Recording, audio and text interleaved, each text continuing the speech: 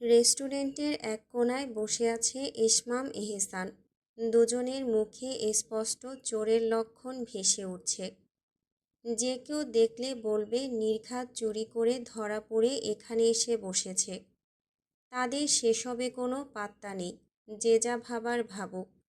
বর্তমানে তাদের চোখ সবসময় সামনের ম্যামের দিকে থাকবে, আর কোনো দিকে নয়।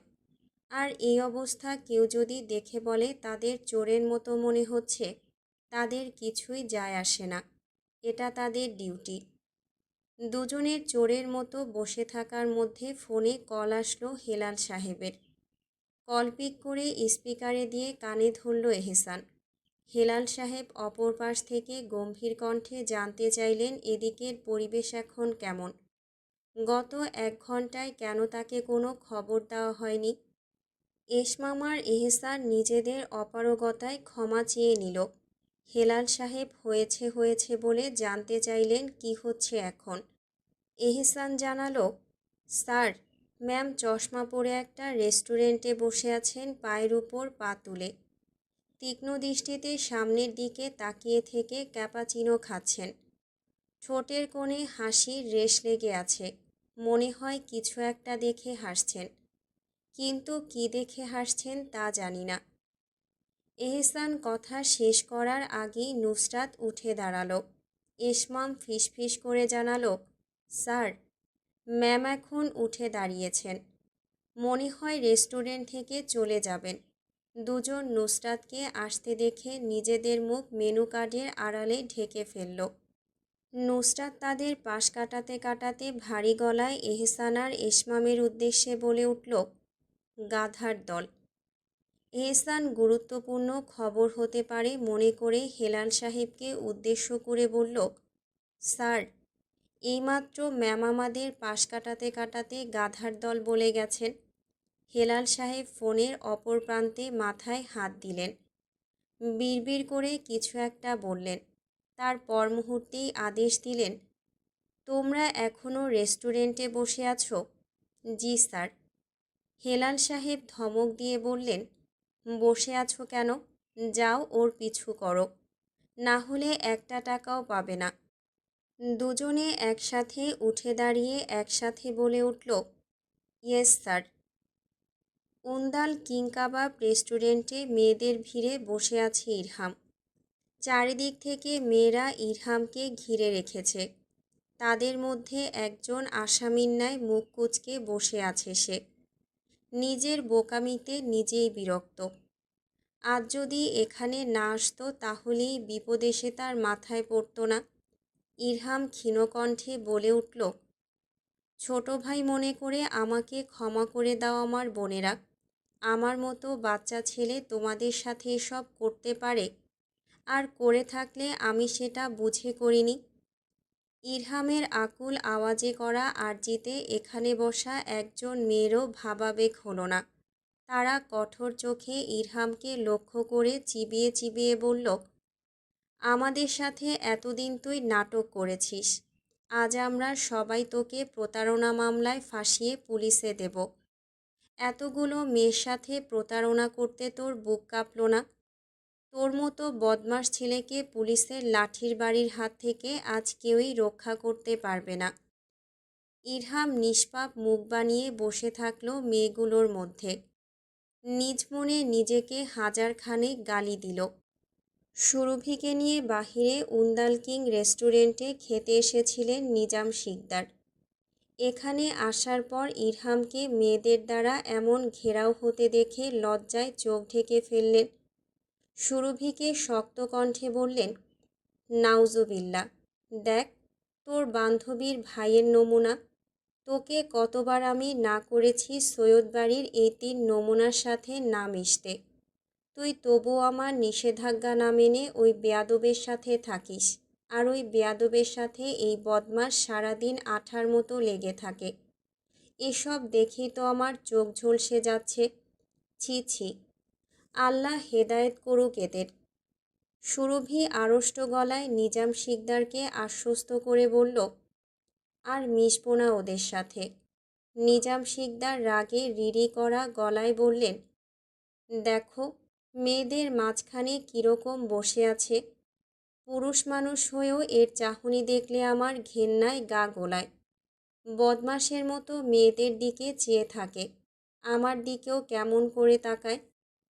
সুরভি সূক্ষ্ম ঢোক গিলল, জিহ্বা দিয়ে ঠোঁট ভিজিয়ে নিয়ে ফিসফিস করে বলল, আর মিশবো না ওদের সাথে, বলছি তো। এবার তুমি চিৎকার করা বন্ধ করো দাদা।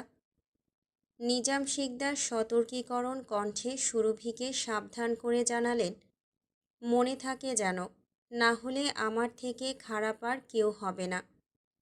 সুরভি হ্যাঁ ভঙ্গিতে মাথা নাড়ল।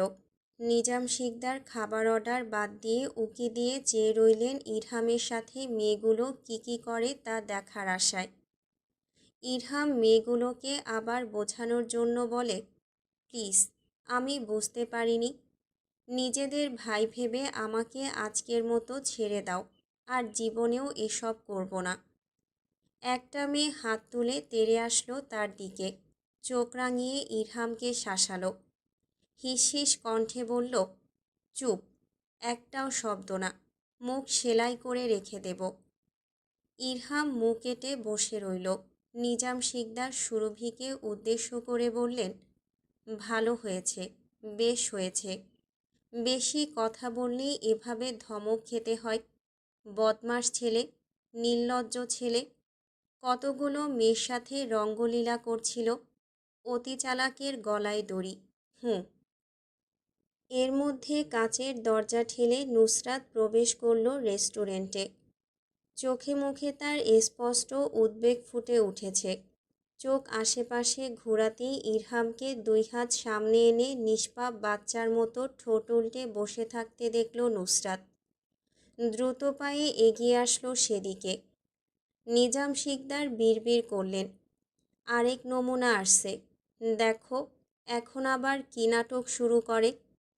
সুরভি নিজের দাদার দিকে চেয়ে রইল পাংশুটে বর্ণের মুখ বানিয়ে।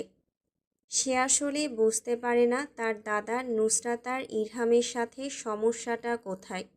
ওহো, কোনো সমস্যা নেই, এমনি শুধু শুধু নুসরাতের উপর চড়াও হয় বুড়ো লোকটা। সুরভি আগ্রহী চোখে সামনে উকি দিল, দেখার আশায় কি করে নুসরাত। দেখল নুসরাত মেয়েগুলোর মাঝখান থেকে টেনে বের করে নিয়ে আসছে ইরহামকে। একাই পুরুষালী শরীরটা একটানে তুলে নিয়ে এসেছে চেয়ার থেকে। তারপর মেয়েগুলোর দিকে তাকিয়ে শক্ত চোখে চেয়ে রগরগে কণ্ঠে জিজ্ঞেস করল, ওকে এভাবে এখানে বেঁধে রেখেছে কে? একটা মেয়ে নুসরাতের মুখোমুখি দাঁড়িয়ে শক্ত কণ্ঠে বলে উঠল, আমি বেঁধে রেখেছি। কি করবে আমায়, মারবে? নুসরাত ঘাড় কাত করে হাসল।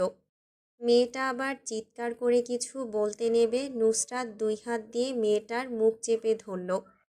নিজের ঠোঁটে হাসি বজায় রেখে মেয়েটার কানের কাছে মুখ নিল। মেয়েটা তার তুলনায় কিছুটা খাটো হওয়ায় নুসরাতকে ঘাড় একটু বাঁকাতে হলো। সামান্য ঝুঁকে ফিসফিস করে বলে ওঠে, আমি নুসরাত নাসির। কি করতে পারি তা তোমার ধারণার বাহিরে, আর ধারণা করতে পারলে তোমার রুহু কেঁপে উঠবে। প্রথম এবং শেষবারের মতো সাবধান করে দিচ্ছি, একদম আমার সাথে উঁচু গলায় কথা বলার চেষ্টা করবে না। নুসরাত নিজের হাতের আঙুলগুলো স্পর্শ করল মেয়েটার গলার কাছে। মেয়েটার ঘাড়ের চামড়ায় কিছুক্ষণ হাত বুলালো নুসরাত। মেয়েটা একটুক্ষণের জন্য নিজের ঘাড়ে সামান্য ব্যথা অনুভব করল। তীক্ষ্ণ চোখে চেয়ে নুসরাতকে কিছু বলতে নেবে ইরহাম নুসরাতকে টেনে সরিয়ে দিল পাশে। 2 হাত সামনে এনে জোর করে মাপ চেয়ে নিয়ে বলল, বোনেরা, মাফ করে দাও আমায়। তোমাদের হৃদয় নিয়ে ছিনিমিনি খেলায় আমি মোটেও কষ্টবোধ করছি না। গর্বে আমার বুক ফুলে উঠছে বারংবার। কথাটা শেষ করে নুসরাতের দিকে চোখ বুলাতেই ইরহামের চোখে মুখে ভয়ের ছাপ ফুটে উঠল। এই মেয়ে এভাবে তাকিয়ে আছে কেন ওই মেয়ের দিকে? তাকে বাঁচাতে এসে নিজে দ্বন্দ্বে লেগে গেছে পাগলটা। এর জন্মের সময় হয়তো মাথার 2-1টা তার ছিঁড়ে গেছে, নয়তো বেঁকে গেছে। ইরহাম নিজের চিন্তাগুলো করতে করতে মেয়েটার গলার দিকে সূক্ষ্ম দৃষ্টি নিক্ষেপ করল, আর তখন চোখে ভেসে উঠল লাল তরল রজ্জ। যা ভেবেছিল তাই। ব্লেড বসিয়ে দিয়েছে এই পাগলই মেয়ের গলায়। ইরহাম নুসরাতকে নিয়ে যত তাড়াতাড়ি সম্ভব এখান থেকে পালানোর চিন্তা করল। এখানে থাকলে নির্ঘাত সে আর নুসরাত গণধোলাই খাবে, তাই গণধোলাই খাওয়ার আগেই পালানো শ্রেয়। নুসরাতকে ধাক্কা দিল মেইন ডোরের দিকে।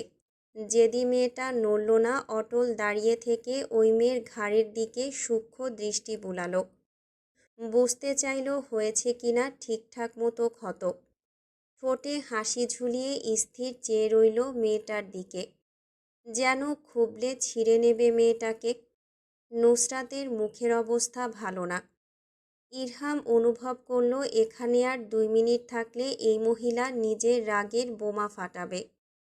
এই মেয়ের আজ সর্বনাশ নিশ্চিত। তাই নিজে বাঁচতে, নুসরাতকে বাঁচাতে আর ওই মেয়ের জান বাঁচানোর জন্য ইরহাম নুসরাত না নড়া সত্ত্বেও টেনে নিয়ে যেতে লাগল। কিছুটা দূরে গিয়ে পুরুষালী মুখ উল্টে ভেঙচি কাটল মেয়েগুলোকে।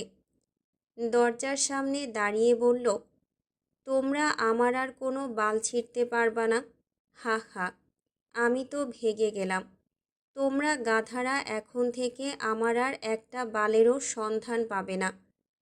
ইরহাম অট্টহাসি হেসে নুসরাতকে ধাক্কিয়ে ধাক্কিয়ে নিয়ে বের হলো রেস্টুরেন্ট থেকে। দূরে বসা নিজাম শিকদার নিজের ঘোলাটে চোখজোড়া নাতনির দিকে স্থির করলেন।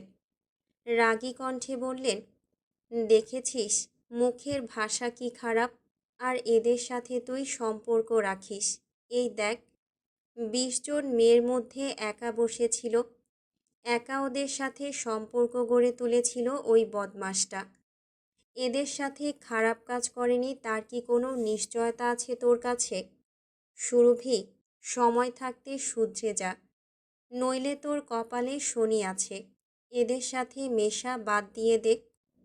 সুরভি নিজাম শিকদারের সাবধানী বাণী এক কান দিয়ে ঢোকালো, অন্য কান দিয়ে বের করে দিল। বিশেষ পাত্তা দিল না দাদার কথায়। হাসি হাসি মুখ করে নিজাম শিকদারের শুভ্র রাগী মুখ অবলোকন করল, আর শব্দ করে শুধু হাসল। হেসে উড়িয়ে দিল কথাগুলো। গায়ে মাখল না মেয়েটা একটা কথাও। নাসির মঞ্জিলে তোলপাড় চলছে। ইসরাতকে মাঝখানে বসিয়ে রেখে বর্তমানে ফেসবুকে থাকা ট্রেন্ডিং ভিডিওটা বারবার পোস্ট করে জুম করে দেখছে ইরহাম, আহান আর নুসরাত। ঠোঁটে লেগে আছে সবার ব্যঙ্গাত্মক হাসি। তাদের মধ্যে শুধু ইসরাত বিরক্তিকর মুখ বানিয়ে বসে আছে। মুখের ত্বক দেখলেই বোঝা যাচ্ছে সে এটা দাঁতে দাঁত চেপে সহ্য করছে। না হলে তাকে এখানে বসানোর সাধ্য কারণ নেই। নুসরাত 15 সেকেন্ডের ভিডিওটা গত 10 মিনিটে শখানেকবার দেখে নিয়েছে। ইরহাম আর আহান ভিডিওটা দেখে হাসতে হাসতে গড়াগড়ি খেলেও নুসরাত মনোযোগ সহকারে ভিডিওটা দেখছে। নুসরাতের এত মনোযোগিতা দেখে ইসরাত নিশ্চিত হয়ে গেল এই মেয়ে আজ সারা রাত এই বিষয় নিয়ে তাকে হাজারবার টিজিং করবে। শেষ পর্যন্ত সবার অপেক্ষার অবসান ঘটিয়ে রিমোট চেপে ভিডিওটা অফ করে দিল নুসরাত। নুসরাতকে ভিডিও বন্ধ করে দিতে দেখে ড্রয়িং রুমের পরিবেশ নীরব হয়ে আসলো।